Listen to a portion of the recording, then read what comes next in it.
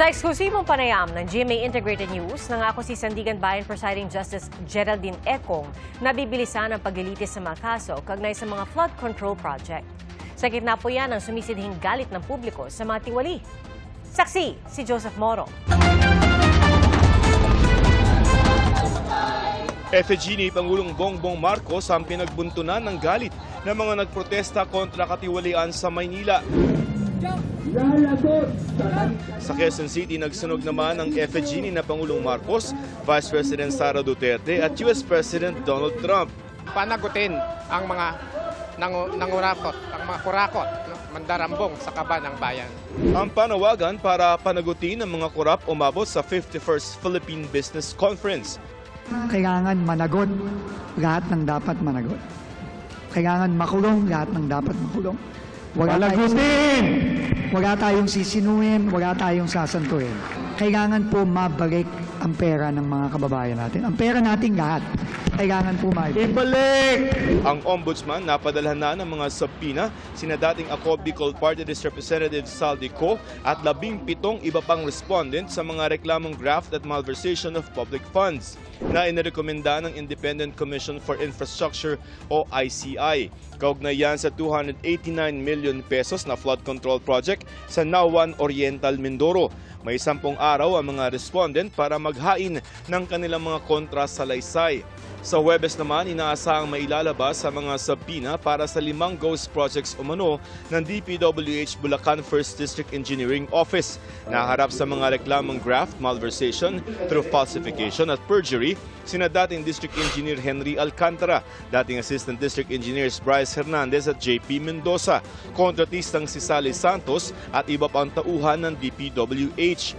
Nauna nang sinabi ni Ombudsman Jesus Crispin Remulla na target nilang makasuhan sa Nobyembre ang mga sangkot sa anomalya sa flood control projects. Sa eksklusibong panayam ko kay Sandigan Bayan Presiding Justice Geraldine Econg, sinabi niyang handa silang tanggapin ang ihahaing kaso ng Ombudsman.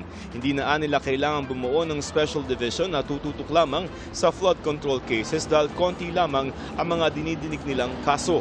Pero dahil kasong graft lamang laban sa mga opisyal na may salary grade 27 pataas ang dinidinig sa Sandigan Bayan, posibleng sa iba ihain ang kaso laban sa mga naireklamo na ng DPWH sa Ombudsman, kabilang ang pinakamataas na si Alcantara na may salary grade 25. If they feel na wala talagang involved na persons na masasakop dito sa Sandigan Bayan, then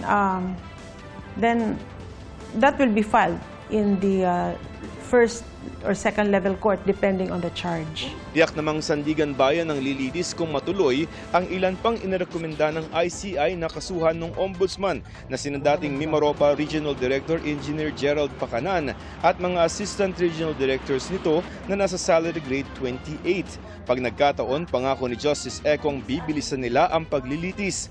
Isusumite na sa Korte Suprema ang mga bagong alituntunin para makahatol sa loob lamang ng 6 hanggang 8 buwan. Kabilang dyan ng hanggang 10 araw lamang na pagsasakdal at pre-trial, hanggang 4 na buwang paglilitis kabilang ang paghaharap ng mga ebidensya at testigo at hanggang 2 buwan lamang para maisulat ang desisyon. We will give the ponente 40 days. The most senior member, who is not a ponente, 10 days to review. And then the junior, another 10 days. So 60. 60. Next year may makukulong na. Exactly.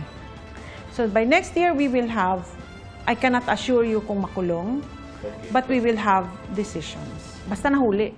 Sa mga pagdinig dito sa Sandigan Bayan, pinapayagan naman ang media na makapasok sa korte at saksihan ang paglilitis. Pero ayon kay Sandigan Bayan Presiding Justice Geraldine Econg, kung may panawagan ng publiko na isa publiko o i-live stream yung magiging pagdinig sa mga kaso ng mga maanumalyang flood control projects, handa raw nilang hingan ng permiso ito sa Korte Suprema. Para sa GMA Integrated News, ako si Joseph Morong, ang inyong saksi.